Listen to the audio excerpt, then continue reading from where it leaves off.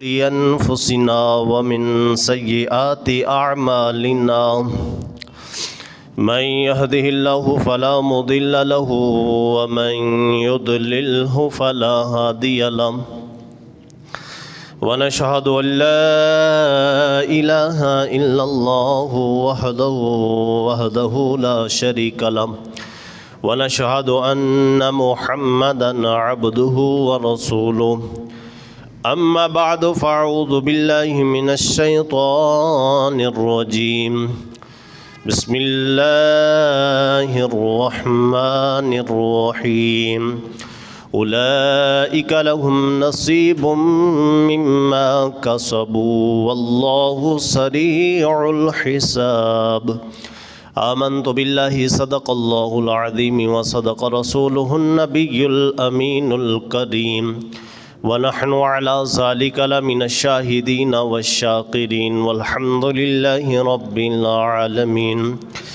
يا صاحب الجمال ويا سيد البشر من وجهك المنير لقد نور القمر لا يمكن الثناء كما كان حقه بعد خدا بزرگ تو ہی قصہ مختصر إن الله وملائكته يصلون على النبي يا أيها الذين آمنوا صلوا عليه وسلموا تسليما تمامی احباب مل کر بآواز بلند حضور سید عالم نور مجسم کائنات کے والی بے سہاروں کے سہارا محبوب کبریا جناب سیدنا محمد الرسول اللہ صلی اللہ علیہ وآلہ وسلم کی بارگاہ میں درود پاک اندرانہ پیش فرمائے الصلاۃ والسلام علیک یا سیدی یا رسول اللہ وعلی آلک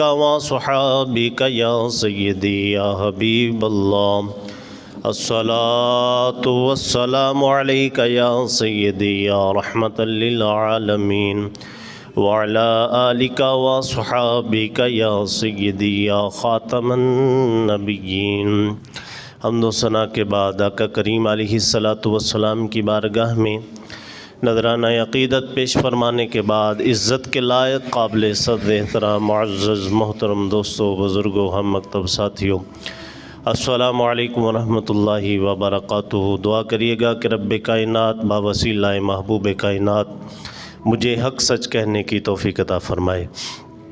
آج کے جمعۃ المبارک کے اندر سورۃ البقرہ کی آیت نمبر 202 پڑھنے کا شرف حاصل کیا۔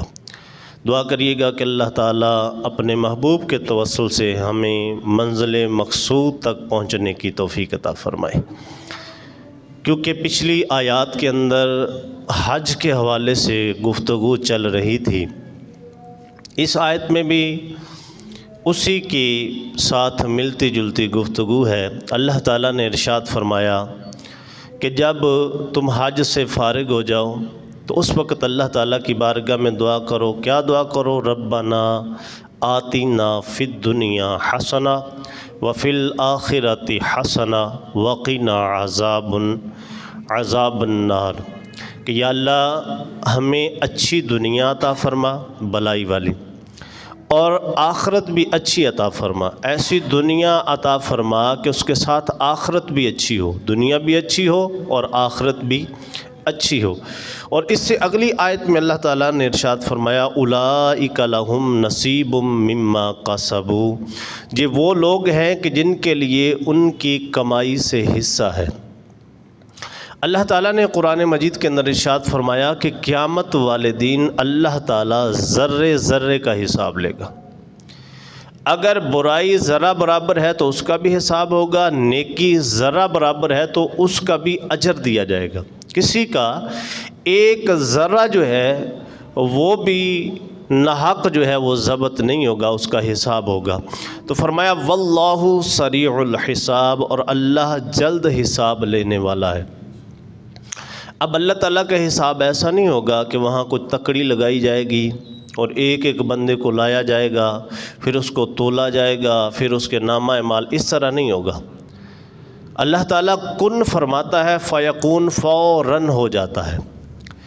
جو حساب ہے، ایک روایت میں آتا ہے کہ جتنی دیر میں بکری کا دودھ دویا جاتا ہے اللہ تعالیٰ پوری دنیا کا حساب لے لے گا، اور ایک روایت میں آتا ہے کہ صرف ایک لمحے کے اندر اللہ تعالیٰ پوری کائنات کا حساب لے لے گا، کیونکہ وہ قادر ہے، لے سکتا ہے، کیونکہ کن کہتا ہے فیکون، فوراً وہ چیز ہو جاتی ہے، تو اللہ تعالیٰ ایک لمحے کے اندر پوری کائنات کا حساب لے لے گا۔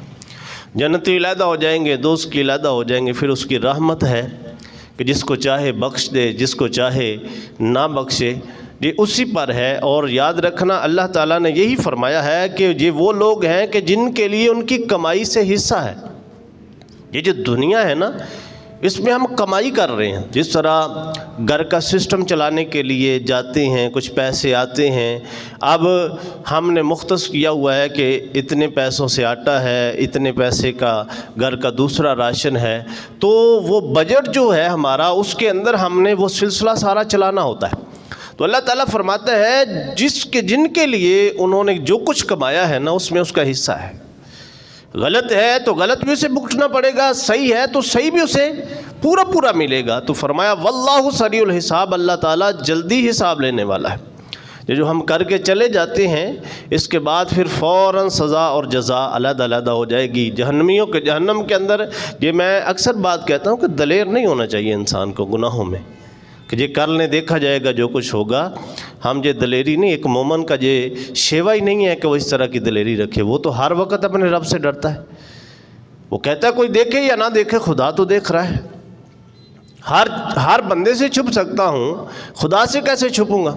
یہ دیوانے میرے اور آپ کے لیے آڑ ہے، میرے خدا کے لیے آڑ نہیں ہے۔ وہ دیواروں کے اندر بھی دیکھ رہا ہے، دیواروں سے باہر بھی دیکھ رہا ہے۔ تو فرمایا وَاذْكُرُوا اللَّهَ فِي أَيَّامٍ مَّعْدُودَاتٍ، اور گنے چنے دنوں میں اللہ کو یاد کرو۔ یہ جو جب حج مکمل ہوتا ہے نا، یوم النحر جس دن قربانی کرتے ہیں حاجی حضرات، اس کے بعد حکم ہے کہ فَمَن تَعَجَّلَ فِي يَوْمَيْنِ فَلَا إِثْمَ عَلَيْهِ، کہ جو یہ ایام پائے حج کے، حج مکمل ہو گیا، جب اس نے قربانی کی تو قربانی کرنے کے بعد احرام کھول دیا، ساری چیزیں حلال ہوگی سوائے بیوی کے، بیوی کے ساتھ وطی نہیں کر سکتا 2 دن اور۔ فرمایا فَمَن تَعَجَّلَ فِي يَوْمَيْنِ فَلَا إِثْمَ عَلَيْهِ، اور جس نے 2 دنوں میں جلدی کی تو اس پر کوئی حرج نہیں ہے۔ اللہ پاک مجھے اور آپ کو، ہم سب کو حج کی توفیق عطا فرمائے۔ حاجی حضرات جب رمی کرتے ہیں نا 11 کو، تو رمی کرنے کے بعد پھر ٹھہرتے ہیں مینا کے اندر۔ 12 کی پھر رمی ہوتی ہے فجر کی نماز کے بعد، تو پھر ٹھہرتے ہیں۔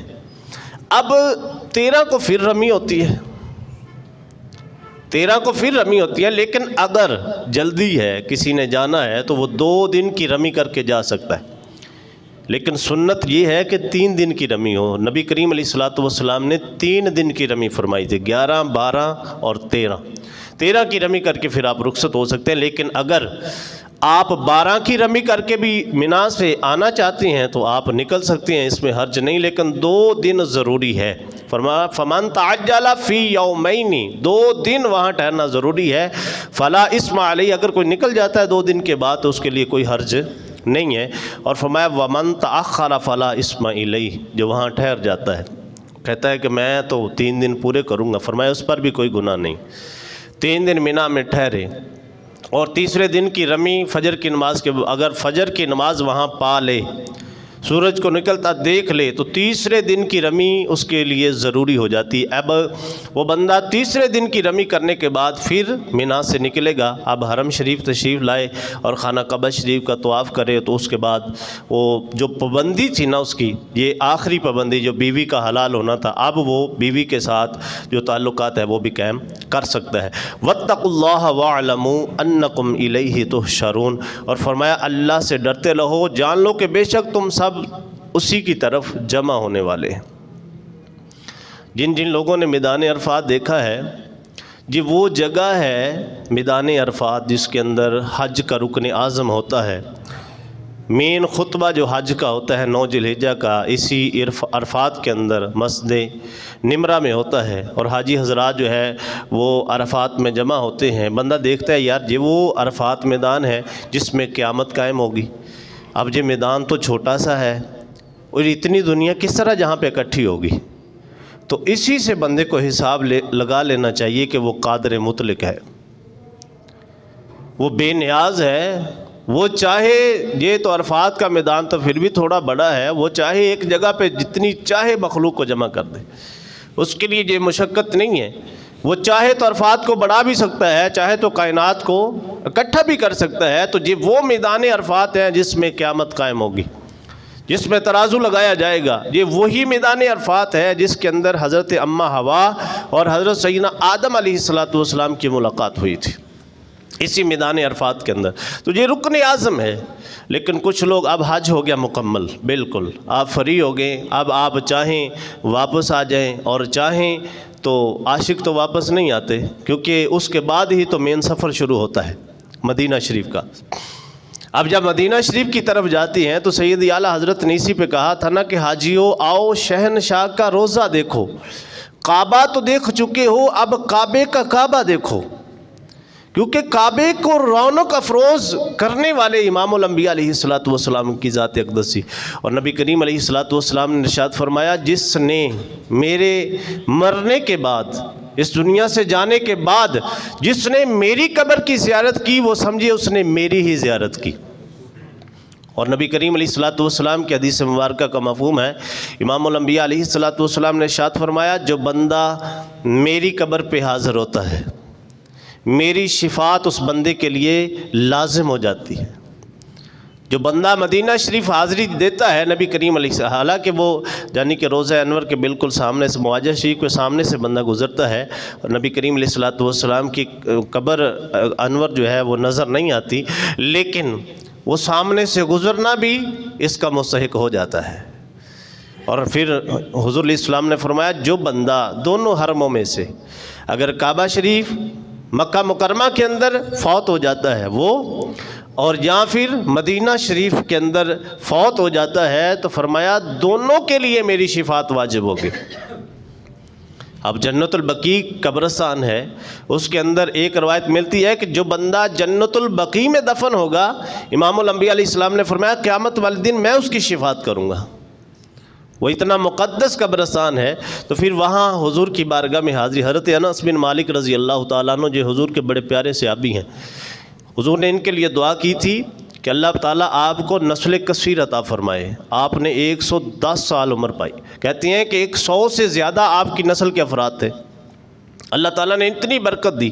ایک دفعہ نبی کریم علیہ السلام کے روزے پہ حاضری ہوئی، یہ تو آج وہ کھڑے نہیں ہونے دیتے وہاں پہ، لیکن یہ ہمارے اکابرین کا عمل تھا کہ نبی کریم علیہ السلام کے روزہ مقدس پہ جا کے وہاں وجدانی کیفیت آ جاتی تھی، وہاں کھڑے ہو کے حضور پہ درود بھیجنا، نبی کریم علیہ السلام کی بارگاہ میں استغاثہ کرنا۔ میں پڑھ رہا تھا کہ ایک تابعی حضور کی بارگاہ میں گیا اور جا کے اونچی اونچی آواز سے رو رہا ہے اور کہہ رہا ہے کہ یا رسول اللہ، اللہ تعالیٰ نے قرآن میں ارشاد فرمایا، وَلَوْ أَنَّهُمْ إِذْ ظَلَمُوا أَنفُسَهُمْ جَاءُوكَ فَاسْتَغْفَرُوا اللَّهَ، جب تم اپنی جانوں پہ ظلم کر لو تو پھر میرے محبوب کے در پہ آ جاؤ۔ تو عرض کیا، یا رسول اللہ میں تو گناہوں کی گٹھریاں لے کے آیا ہوں، یا رسول اللہ میرے گناہوں کو اللہ کی بارگاہ میں سفارش کر دیں۔ لیکن کریں کیا، ہم سمجھتے ہم بہت آگے چلے گئے، میں سمجھتا ہوں ہم بہت پیچھے چلے گئے، آگے نہیں گئے۔ اس ٹیکنالوجی کو یوز کرنے سے ہم بہت پیچھے چلے گئے۔ اب ہوتا کیا ہے، وہ جگہیں تو وہ تھی جہاں سانس بھی اونچا نہیں لیا جاتا تھا، اور وہ جگہ وہ بن گئی کہ جس نے ادب ہی چھین لیا۔ اگر آپ کو شعور ہو، اللہ پاک آپ کو موقع دے، تو نبی کریم علیہ السلام کے روزہ انور کے اوپر جو جالیاں ہیں نا، اس کے اوپر ایک آیت لکھی ہے، بندہ پڑھے تو جان نکلتی ہے۔ یا ایھا الذین آمنوا لا ترفعوا اصواتکم فوق صوت النبی، اے ایمان والو میرے محبوب کی آواز سے آواز کو اونچا نہیں کرنا۔ اور ہماری لائیو کال چل رہی ہوتی ہے، وہ کال چلا کے ہم لوگوں کو بتا رہے ہوتے ہیں، دیکھو میں مواجہ شریف کے سامنے سے جا رہا ہوں، یہ اپنا سلام پیش کر لو۔ اب وہ شور و گل بھی ہے، حالانکہ وہاں تو سانسیں بھی اونچی نہیں آتی تھی۔ امام الانبیاء علیہ، اور پھر دیکھیں یہ آیت جب نازل ہوئی تو یا ایھا الذین آمنو، اے ایمان والو، اس وقت ایمان والوں میں کون شامل تھا؟ سیدنا صدیق اکبر، سیدنا عمر فاروق، سیدنا مولا کائنات، سیدنا عثمان غنی، اس طرح کے جلیل القدر صحابہ ہیں، اور اللہ تعالیٰ فرما رہا ہے اے ایمان والو. اب ان ایمان والوں میں سارے صحابہ شامل ہیں. فرمایا اے ایمان والوں، میرے محبوب کو ماننے والوں، یاد رکھو میرے محبوب کی آواز سے آواز کو اونچا نہیں کرنا. اور صحابہ فرماتے ہیں جس وقت یہ آیت نازل ہوئی نا، ہم بات بھی ایسے کرتے تھے کہ خود کو سمجھ بھی نہیں آتی تھی کہ کہیں اس کے ضمن میں ہم نہ آ جائیں، اور ہم نے ادب ہی چھین لیا وہاں سے. ہمیں نہیں پتا کہ ہم حرم میں داخل ہیں. حضور نے فرمایا مدینہ میری وجہ سے حرم بنا ہے. مدینہ شریف کو جو قدر و قیمت ملی ہے، امام الانبیاء علیہ السلام نے فرمایا یہ میری وجہ سے ہے. اور جن وہاں 8-10 دن ہی تو ہوتے ہیں، کون سے ہم نے وہاں ڈیرے لگائے ہوتے ہیں. خوش قسمتی ہوتی ہے اتنے دن وہاں مل جائیں. اور ایک حدیث مبارکہ ہے، نبی کریم علیہ السلام نے فرمایا جس نے 40 دن لگاتار میری مسجد میں نمازیں پڑھی، اللہ تعالیٰ اس کے گناہ ہی معاف فرما دے گا. 40 دن لگاتار. لیکن حالت ہماری یہ ہو جاتی ہے کہ فرض نمازیں بھی ہوٹل میں قضا ہوتی ہیں سوئے ہوئے. ہم سمجھتے ہیں یہ کوئی سادہ سی جگہ ہے، وہ جگہ عام نہیں ہے. ساری زندگی بندہ سوتا ہی ہے، رات سونے کے لیے ہیں، سوئیں آپ. لیکن جہاں نعت پڑھیں تو رونا آ جاتا ہے، جہاں درود و سلام پڑھیں رونا آ جاتا ہے، تو وہاں حضور کی ذات مقدسہ سامنے روضہ رسول جو دکھڑے جہاں لوگوں کو سناتے ہیں، وہاں امام الانبیاء کو سنائیں. وہاں جا کے اپنا استغاثہ حضور کی بارگاہ میں پیش کریں، روٹین بنائیں. اس کی سب سے بڑی وجہ یہی ہوتی ہے جو میں نے محسوس کی ہے کہ ہمارے ساتھ قافلے کے اندر کوئی عالم نہیں ہوتا، بہت کم ہوتے ہیں جو ان چیزوں کو جانتے ہیں، جن سے ہمیں شعور چاہیے ہوتا ہے. جو وابستگی نہیں ہوتی، ہمیں ان جگہوں کا پتہ نہیں ہوتا. اب کئی زیارات ایسی ہوتی ہیں جس کے اوپر بڑے بڑے مارکے ہوئے ہوتے ہیں، جس طرح غزوہ احد ہے. اب ان کی قدر کا عام بندے کو تو نہیں پتہ نا کہ یہ غزوہ کون سا ہے. اب ایک آدمی بتا رہا ہے کہ وہاں ایک آدمی گیا تو وہ جگہ رہا تھا کہ حضرت امیر حمزہ کی قبر جہاں نہیں ہے وہاں ہے، وہاں نہیں ہے جہاں ہے، اور فلاں نے اٹھا کے جہاں رکھ دی. میں نے کہا یار جو کچھ بھی ہو، یہ احد میدان تو وہی ہے نا، جنگ تو یہیں پہ ہوئی تھی نا. اب جگہ کوئی بھی ہو، جو غزوہ احد کے 70 شہداء ہے دفن تو ادھر ہی ہیں. ہم تو اپنی التجائیں لے کے آئے تھے کہ حضور کی بارگاہ میں پیش کریں. یقین مانو کہ اگر وہاں بندے کو رونا نہ آئے، استغاثہ نہ پیش کر سکے، سمجھو تم پتھر دل ہو. وہاں تو رو رو کے دعائیں کریں. کبھی سیدنا امیر حمزہ کے پاس جائیں کہ آپ سفارش کر دیں حضور کی بارگاہ میں، یہ گٹھریاں اٹھا کے آئے ہیں، یہ ہم واپس لے کے نہ جائیں بلکہ خالی ہاتھ جائیں، جہاں رحمت کی جولیاں بھر کے ہم واپس جائیں. لیکن ایسا نہیں ہوتا. میں نے ایسے لوگ بھی دیکھے ہیں جو وہاں جا کے بھی چوری کرتے ہیں، وہاں بھی جیبیں کاٹی جاتی ہیں. مطلب کہ وہ جو دل کالا تھا نا، وہ کالا لے کے گئے تھے اور اس سے زیادہ کالا کر کے واپس آئے. یار پیسوں کی کمی ہے. اگر وہاں گناہ معاف ہو سکتے ہیں تو دعا سے وہ پیسے نہیں دے سکتے؟ کیا وہ وہاں اگر بندہ کسی دوسرے کے گھر میں مہمان جائے تو وہ مہمان نوازی نہیں کرتا؟ آپ کے گھر میں کوئی مہمان آ جائے، آپ کیا کہتے ہیں کہ یار چھوڑ دو پرا. جب مجھے اور آپ کو اتنا احساس ہے کہ یار میرے گھر میں آیا مہمان، اس کو اس چیز کی ضرورت ہے، میں پوری کروں، اور بندہ امام الانبیاء کا مہمان بنے، بندہ مدینہ شریف میں مہمان بنے، اور پھر کوشش کریں وہاں زیادہ صدقہ کریں. بندہ سوچتا ہے کہ یار وہاں تو منگتے نہیں ہیں، کس کے ساتھ صدقہ کرے بندہ، کس کو دے وہاں پہ؟ آپ کے جو ساتھ لوگ گئے ہوتے ہیں یہ سارے مسافر ہوتے ہیں. وہاں آپ مسجد نبی شریف میں بیٹھ کے قرآن پاک پڑھا کریں زیادہ سے زیادہ، اور جب شام کو واپس آئیں اپنے ہوٹل میں بیٹھ کے حضور کی چھوٹی سی محفل کریں اور سارے مہمانوں کی مہمان نوازی کریں. اگر اللہ نے آپ کو توفیق دی ہے، حسب توفیق ان کی مہمان نوازی کریں اور سرکار کی بارگاہ میں استغاثہ کریں، یا رسول اللہ میں بھی مہمان تھا، یہ بھی آپ کے مہمان ہیں، میں نے اس لیے ان کی مہمان نوازی کی ہے کہ جی آپ کے مہمان ہیں. اور پھر دیکھیں بندہ وہاں سے خالی، میں تو گیا ہوں نہیں خالی ہاتھ آئے. کیسے ہو سکتا ہے بندہ جائے اور وہاں سے خالی ہاتھ آ جائے؟ نہیں آ سکتا. صرف دکھڑا سنانے کا انداز بدلنا پڑے گا.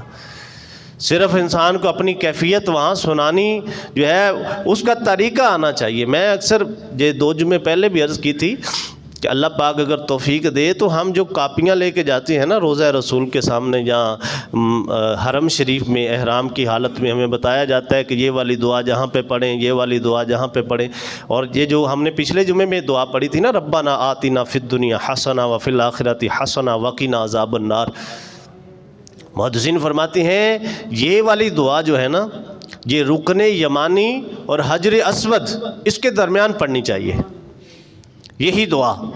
اب بندے کو مطلب کا ہی نہیں پتا، دعا تو پڑھ رہا ہے، سنی تھی کسی سے، پڑھ رہا ہے، لیکن پتہ نہیں ہے کہ اس دعا میں ہے کیا۔ تو میں کہتا ہوں بہتر یہ ہے جس زبان میں صحیح آتی ہے نا اسی زبان میں پڑھیں۔ جو دکھڑا جہاں سے نکل رہا ہے نا اس کے لیے کوئی زبان نہیں ہے، وہ رب ساری زبانیں سمجھتا ہے، تو وہاں کسی کاپی کی ضرورت نہیں ہے۔ آپ اپنا استغاثہ پیش کریں کہ یا اللہ میں اتنی باری گٹھریاں اٹھا کے آیا ہوں تیرے در پہ، اب اس سے آگے در کوئی نہیں ہے، جس در پہ آ گیا ہوں جی آخری در ہے۔ خانہ کعبہ شریف کے گلاب کے ساتھ لپٹ کے بجائے اس کے کہ اس کے داغے نکالیں، بلکہ پکڑ کے رو رو کے دعائیں کریں کہ اے میرے مولا یہ مجھ سے وزنی ہے میرے گناہ، یہ مجھ سے زیادہ وزنی ہے۔ یہ ایک کتاب میں پڑھ رہا تھا، حضرت غوث اعظم رضی اللہ تعالیٰ عنہ، یہ مولانا زکریا ملتانی ہیں، انہوں نے اپنی کتاب میں لکھا کہ وہ کہتے ہیں عمرہ میں گیا حج کے لیے تو دیکھا ایک بندہ غلاف کعبہ کو پکڑ کے اس قدر اونچی اونچی آوازوں سے رو رہا ہے کہ میرا جو اپنا دل تھا نا وہ بھی اتنا نرم ہوا کہ یار یہ کون سا بندہ ہوگا جس کی اتنی چیخیں نکل رہی ہیں اور اس انداز سے رو رہا ہے۔ کہتے ہیں جب میرے طواف کے چکر مکمل ہوئے تو میرے دل میں حسرت ہوئی کہ اس بندے کو دیکھو تو سہوں، یہ ہے کون ہے جس کا استغاثہ اس قدر ہے کہ دوسرے لوگ بھی متاثر ہو رہے ہیں۔ کہتے ہیں جب قریب ہو کے دیکھا گیا تو دیکھا گیا کہ اندر سے حضرت شیخ عبد القادر جیلانی نکلے، حضرت غوث اعظم رضی اللہ تعالیٰ عنہ نکلے، جنہوں نے کہا تھا کہ میری سارے ولیوں کی گردن پہ میرا پاؤں ہے، اور جن کو اتنا اللہ پاک نے رتبہ دیا کہ آپ کی مجلس میں انبیاء بھی آیا کرتے تھے، اتنے بڑے آدمی اور اس انداز سے اور اس درد سے استغاثہ سنا رہے ہیں، اور میری اور آپ کی حیثیت کیا ہے؟ میں اور آپ کون سا اتنا بڑا؟ اصل میں نا ٹکٹیں آسان ہو گئی ہیں، یہ رونا اس لیے روتے ہیں کہ ہم نکل گئے، ایک محفل نعت کرواؤ جنتی، ایک عالم لے آئیں وہ ادھر سے پکڑتا ہے، ادھر کو چھوڑ دی سبحان اللہ کو وہ بھی جنتی، جو باری دتھی لے کے بیٹھا ہو وہ تو پکا جنتی۔ یہ جنت اتنی آسان نہیں ہے، اگر معیار یہی ہوتا تو حضور کی مجلس میں بیٹھنے والے صحابہ جن کے بارے میں رب فرمائے رضی اللہ عنہم ورضوا عنہ، محبوب یہ تیرے سامنے بیٹھنے والوں سے میں راضی ہوں، ورضوا عنہ، اے محبوب ان سے کہہ دو یہ بھی رب سے راضی ہو جائے۔ وہ لوگ جو اتنے پاکیزہ اور اتنے اعمال صالحہ کرنے والے، اور انہوں نے کبھی مان نہیں کیا تھا، جنہوں کو رسول اللہ فرمائے کہ یہ جنتی ہیں، جن کو رب کے میں ان پہ راضی ہوں، اور ان کی راتیں رو رو کے گزریں۔ اور حضرت فاروق اعظم رضی اللہ تعالیٰ عنہ جن کے بارے میں میرے پاک نبی علیہ السلام فرمایا میں آخری نبی ہوں، میرے بعد نبوت چلتی تو میرا عمر نبی بن کے آتا۔ محدثین فرماتے ہیں وصف نبوت عمر میں پائے جاتے تھے، لیکن یہ اللہ کی عطا ہے، جس کو چاہے نبوت دے۔ حضور آخری نبی تھے اس لیے آگے سلسلہ نہیں چلا، وگرنہ جو نبی کے اندر نبوت کے وصف ہوتے ہیں وہ سارے فاروق اعظم میں پائے جاتے تھے۔ اور وہ فاروق اعظم ساری رات گشت کریں، گلیوں میں پھریں اور لوگوں سے پوچھے کوئی غریب تو نہیں ہے، اور پھر ایک گھر میں ایک چھوٹا سا بچہ روئے اور عمر بیت المال سے خود اپنے کندھوں کے اوپر مال اٹھا کے جائے، اور آدھی دنیا کا حکمران ہو، شیطان سائے سے ڈرے۔ وہ عمر جب فوت ہوا نا تو قریب تھا کہ آپ کو جو زخم لگا تھا گہرا تھا، تو وقت بالکل قریب تھا۔ حضرت سعید بن مسیب فرماتے ہیں کسی نے کہا عمر پکا جنتی ہے تو، اور عشرہ مبشرہ میں بھی شامل ہیں، حضور نے فرمایا تھا میرا عمر پکا جنتی ہے۔ اب ایک نعت خواہ جنت دے دے تو وہ بندہ نیچے نہیں بیٹھتا، پھر کسی کو کوئی پیر ٹکٹ دے دے کہ یہ والا تو پکا جنتی ہے، اس کے تو دونوں پاؤں زمین پہ نہیں لگتے، جس کو امام الانبیاء فرمائے کہ میرا عمر جنتی ہے۔ اور وہ عمر کہیں ایسا نہ کہو، دعا کرو عمر کی نیکیاں اور برائیاں برابر برابر آ جائے، پھر بھی اللہ کا شکر ہے۔ اور میں اور آپ کیوں جوان ہیں؟ مجھے اور آپ کو رب بھول ہی جاتا ہے۔ یہ چند لمحے بیٹھے، اس کی مین وجہ ایک یہ بھی ہے کہ ہم نے جن سے تربیت لی تھی نا، وہ اس لائق نہیں تھے، ہم نے پسند کے لوگ سنے۔ اب ظاہری بات ہے، نہ ہمیں سر لگانی آتی ہے اور نہ ہم آپ کو وہ سنا سکتے ہیں، نہ میں آپ کو جنت دے سکتا ہوں، نہ میں کہہ سکتا ہوں سبحان اللہ کہو تو ایک درخت لگ جائے گا جس کے نیچے 100 سال عربی گھوڑا دوڑے اور اس کی چھاؤں ختم نہیں ہوگی۔ بھائی یہ جنت میں درخت لگانے اتنے آسان نہیں ہے، حرام بھی کھائیں درخت بھی لگوائیں، یہ کیسے ہو سکتا ہے؟ یہ نہیں ہو سکتا۔ اب کسی نے پوچھا حضرت عبداللہ بن عمر سے کہ یہ بتائیں حج کس طرح پتہ چلے گا کہ اس بندے کا قبول ہوا ہے؟ پتہ کیسے چلے گا کہ یہ جو حج کر کے آیا ہے اس کا قبول ہوا ہے؟ آپ فرمانے لگے اس کی ایک نشانی ہے، جو غلط کام وہ پہلے کرتا تھا اگر حج کرنے کے بعد چھوڑ دے تو سمجھو قبول ہو گیا ہے۔ صرف ٹائٹل ہی لگانے سے بندہ مکمل نہیں ہوتا، اگر آ کے پہلے سے ڈبل ڈندا شروع کر دے۔ اب سود کا کاروبار بھی ہے، سال کے بعد حج بھی ہو رہا ہے، اب جھوٹ بھی ہے، اب ریاکاری بھی ہے، ملاوٹ بھی ہے، اور سال کے بعد حج بھی ہو رہا ہے، تو ایسا حج اللہ کو نہیں قبول ہے۔ یہ مت کہیں کہ رب بلاتا ہے تو یہ جاتا ہے، وہاں رہنے والے بھی تو کرتے ہی ہیں۔ وہاں رہنے والے کتنے ایسے لوگ ہیں جو اس طرح کا دھندا کرتے ہیں۔ سب سے پہلی چیز یہ ہے کہ اپنے دھندوں کو پاک کریں، کاروبار کو پاک کریں ملاوٹ سے۔ یہ مت سوچے کہ یار یہ تھوڑا ہو جائے گا برکت نہیں رہے گی، یہ کیسے ہو سکتا ہے؟ وہ رب کہہ رہا ہے کہ تم پاک کرو میں برکت ڈالوں گا۔ اور ہمارا ذرا نا برکت کا ترازو بھی کچھ اور طرح کا ہے۔ ہم چاہتے ہیں کہ اگر میں یہ سیدھا کاروبار کروں نا تو اگلے دن ڈبل ہو جائے، ہم اس کو برکت سمجھتے ہیں۔ برکت یہ نہیں ہوتی۔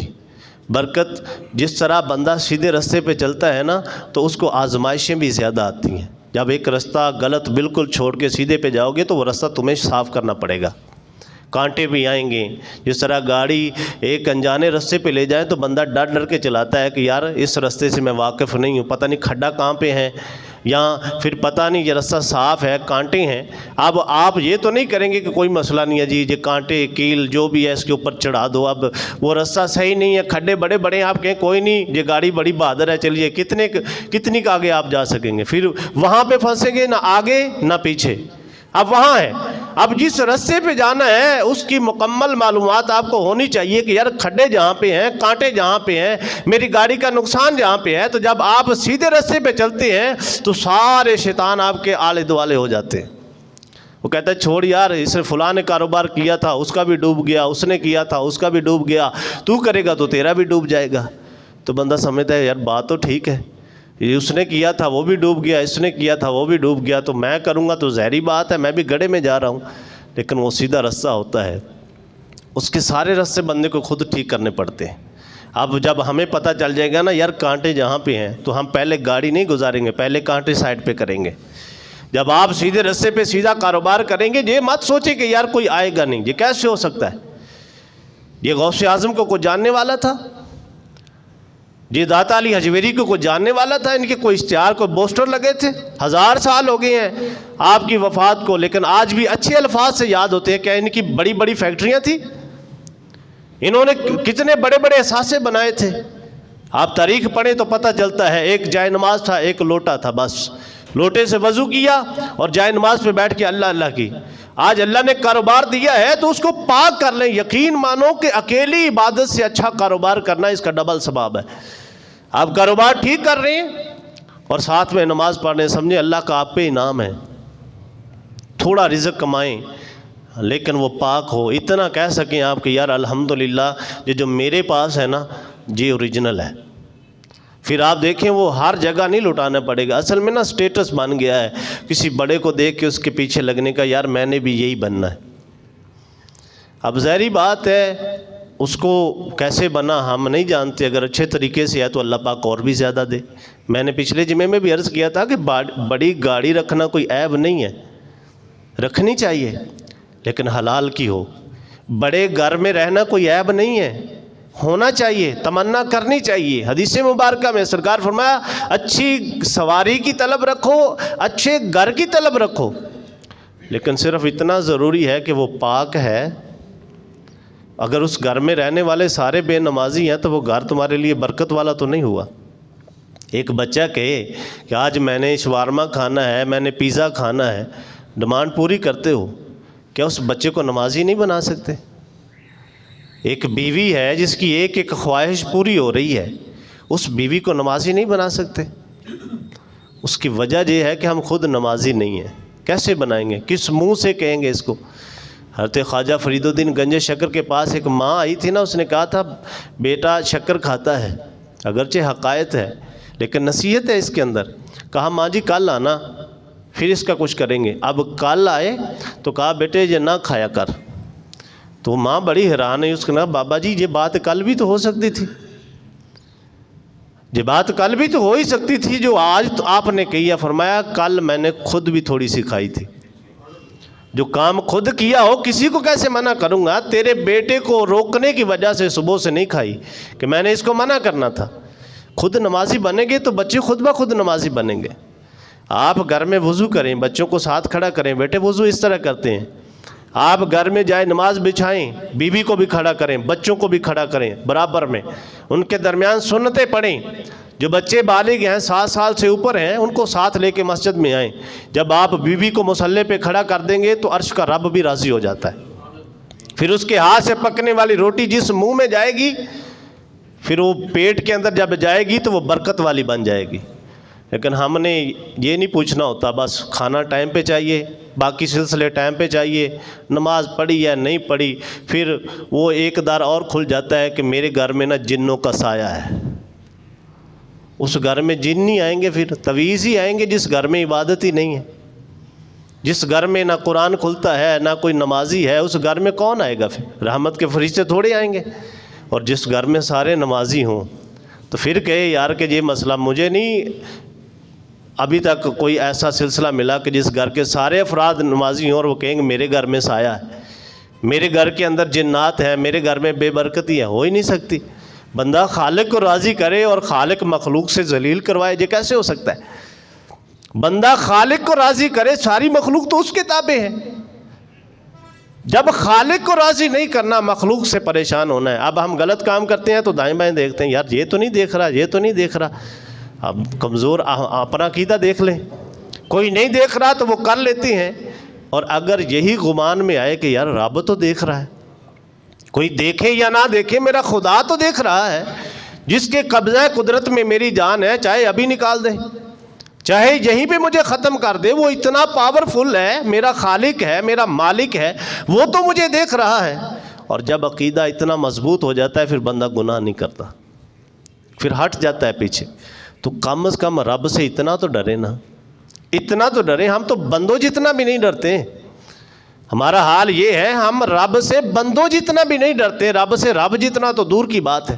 ایک بندے کا خوف زیادہ ہوتا ہے. آپ دیکھیں کہ کوئی بڑا فوت ہو جائے, جہاں اس کا کوئی عزیز فوت ہو جائے, میرے جیسے آپ جیسے سارے جنازے کے لیے چلے جاتے ہیں.